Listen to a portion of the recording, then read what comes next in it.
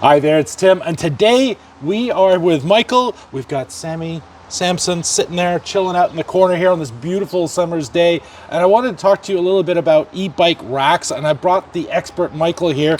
Young Electric very kindly sent this to me to do a review of, and I thought, yeah, I can do a review of that. But what I'd forgotten was the hitch size, Michael. I have a 1.5. 1.25 inch. 1.25. So yeah. the small car. Yep. And this is a 2-inch receiver. Yes, it needs a 2-inch hitch. Perfect. Yeah. So what I thought I would do is I'm going to ask Michael a bunch of questions here. He's going to do a bit of show and tell and tell us what he likes and what he doesn't like about the Young Electric bike rack. Yes, they call it the EasyFold Platform 2 e-bike rack. Coming up now. So, So first of all, Michael, thank you. Thank you. No more word of the day for today. I think you're going to have many words. Yeah. So what do we like about this? Or what would you like to do first? Do you want to run down what it's all like and how easy it was to put together? yeah, we can talk about the installation, the assembly, but I do want to make a first comment, and that is we've been riding e-bikes now and use scooters a lot, but for me, bikes and a couple of years, and moving bikes around was not always easy. The bike racks were just not designed for heavy, sort of that in that 70 to 100 pound e-bike. And so it's been a thrill to see more racks becoming available. I was actually interested in getting the Young Electric when I really? Yeah, when that's fortuitous. I was looking around, but at that time they weren't shipping to Canada. They were only on Amazon.com. They're now on Amazon.ca. So I ended up getting a different rack, which is behind me, and it did the job. And so I have, you called me an expert. I would say I'm an intermediate. So with the experience of assembling 2 of these heavy duty bike racks now, I could share a little bit of that experience with your viewers. So, well, let's do that then. How easy was it? It came in a box. I remember I went and picked it up, dropped it off at your place, and how were the instructions? Was it straightforward? So they give printed instructions, and so it's, I would rate it as good instructions. There's a parts list, at the very front, identifying all the parts. There's detailed pictures of all the various steps. This is step 3 over here, and of the various parts of putting it together. There were a couple of times, when I wanted to reach over to the paper and expand the image, so that doesn't like work. An iPad? Yeah, like an iPad. That didn't work, but I would rate it as good instructions. Awesome. And so now, actually putting it on the back of the car, what did you find? Was it pretty straightforward? Just pull a pin and put it in? The big difference here that I want to highlight is this rack is much more substantial. It has these channels for the tires.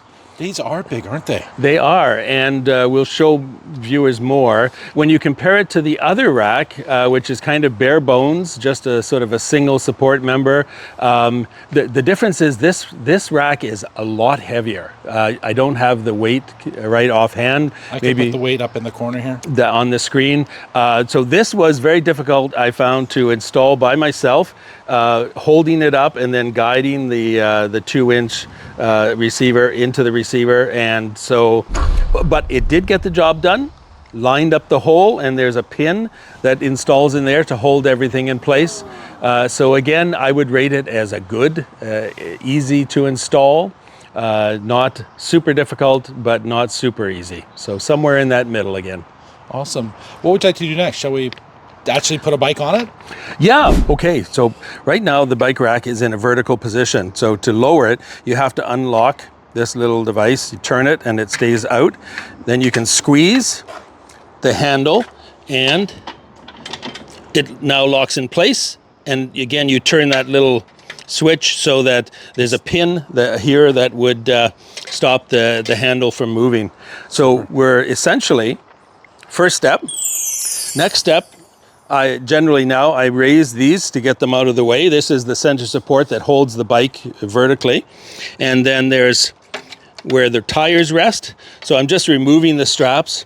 I saw some comments online. These are kind of a plasticky strap with this section here to stop any scratches to your bike. It's more of a rubber compound. Okay. I've seen some people say they're concerned about in the sunlight how long these plastic kind of straps will last, but we'll have to see. And so I've removed the strap from this, and maybe we'll cut for a moment because I'll have to drive the bike around the other side. So the manufacturer recommends that you put the first bike, and if it's going to be the only bike, on the railing close to the car. So for this one, what I like is that you can put the front tire up on the railing, and then you're not carrying the weight anymore. So now it's just a matter of lifting the back of the bike and guiding it forward. So the front tire, as you can see, these are fat tire bikes, so that the fat tire is in that holding thing. And on the back here, make sure that the bike is kind of centered. And then I should have unloosened this strap before, but we've got this almost in the right place. I guess it's moved a little bit since I last used the bike. There we go, you adjust the height. Bring the strap around and slide it in here. Oh, like a zip tie. Like a zip tie, it has that similar sound. And then essentially the bike is held in place now. But again, the manufacturer recommends it, and I highly recommend it, that you make sure that you've got both the front and the rear tire strapped in place. Because you never know what you're going to encounter on the road. You might think to yourself, hey, my destination's pretty close, but whoops, got that facing the wrong way. So again, that zip strap sound. And so we're almost ready to rock and roll. So once again, we'll line up the strap, pass it through the spokes, make sure the little rubber protector's in place.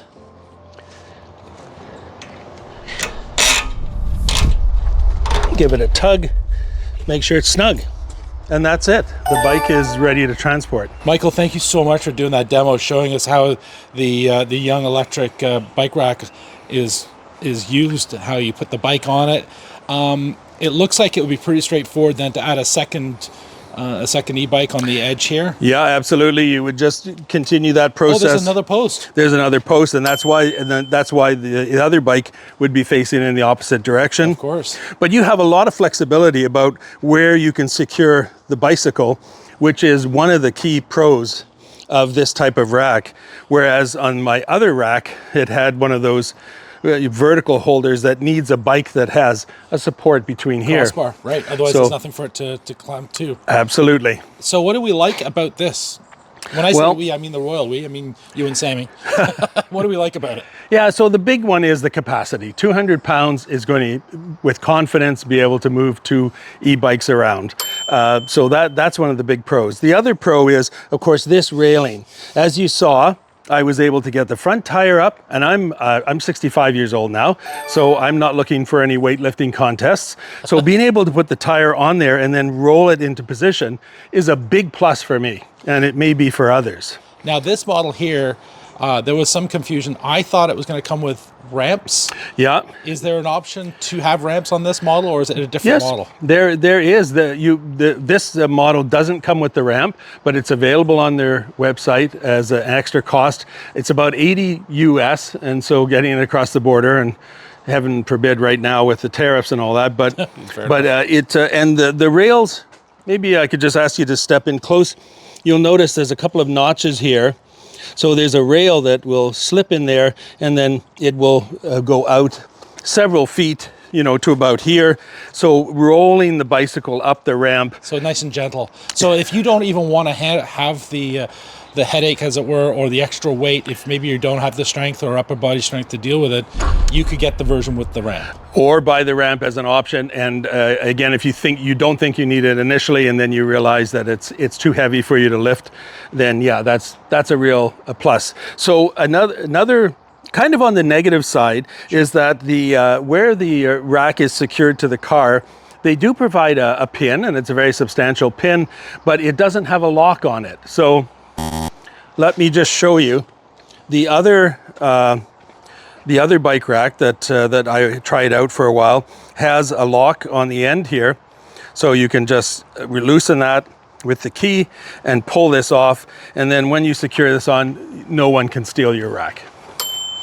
I think that, now is that something you can add to this setup? That's another option. So again, it makes sense. They're trying to keep the kit price down. So I see. It's an option within Young. yes, you go to Young Electric on Amazon.ca and you'll see they have a bike lock. And you'd recommend you get the bike lock? I would recommend that you get that. Yeah. And I wish they had a kit that included everything. Yeah. Cool. Overall? Yeah, overall, people are impressed when they see this one. It looks much more substantial. It does feel heavier duty. And in addition to being able to roll your bike along, these flexible adjustment posts to secure your bike give you a lot more options about what part of your bike you're securing it to. So it feels more substantial than the previous bike rack that I used. One minor thing Michael was going to mention was that this is adjustable as well. So this is for the length of the bike. So if you've got a shorter bike or a longer bike, you can adjust it accordingly. And other than that, Michael, would you say this is sort of big guy approved? Is it? Oh, yes. Yes, yeah? it's a big bike approved. Big bike approved. So definitely 2 woofs. Yes. Woof for the for puppy, and overall, I think, so big bike approved, as it were. Okay, great. Michael and I were just riding around testing out the bike rack, the Young Electric, and he thought of a couple of things. So what do you got in your hand? Well, so this is a license plate holder that Thule sells, and often if you're going to be doing a lot of bike riding and transport with your bikes, you run the risk of having a police officer complain that you can't, your license plate can't be seen. So there's a couple of straps that come with this. You can add it on to your rack, something like that, and then your license plate is displayed and reduces that possibility of being stopped. And the other thing is that this rack doesn't come with any features that other racks often refer to as anti-sway. So the bike rack can sway within the receiver on the car. But there are some add-ons that you can find advertised if you would like to improve or minimize the swaying of the bike rack when it's loaded. So again, those are things you can find on Amazon with ease. Very thorough. Thank you, Michael. Yeah. Thank you, Michael. I really appreciate that. Absolutely. That was really kind. I mean, I was a bit confused as to how to do the review, and I thought, this is silly. We've got an expert right here, and you guys are experts too, and you guys watching these videos are experts. So I would love your feedback. Put your comments down below, and if you have any questions about it, yes, point them, direct them to Michael, but you're always in my comments, always reading my comments. He's amazing. And yeah, if you do like this video, please do click that subscribe, click that like button. Thanks very much for watching. Michael, thank you. Right on. Cheers.